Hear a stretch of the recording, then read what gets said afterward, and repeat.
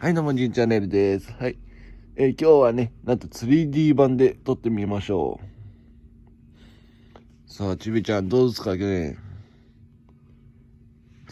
初の 3D 版。いつもはね、普通で言ってますからね。この携帯はスマート iPhone ですからね。さあ、もうちょっと寝るみたいですね。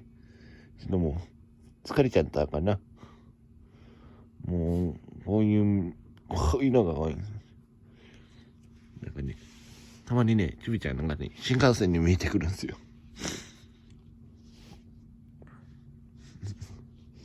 たまにちびちゃん新幹線に見えてくるんですよね。新幹線の。新幹線にはあんまり詳しくないのでね。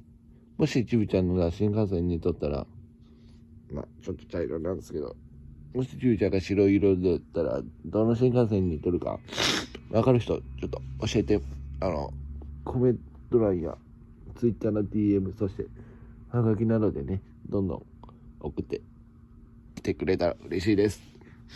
さあ、ちびちゃんもね、頑張ってるですからね。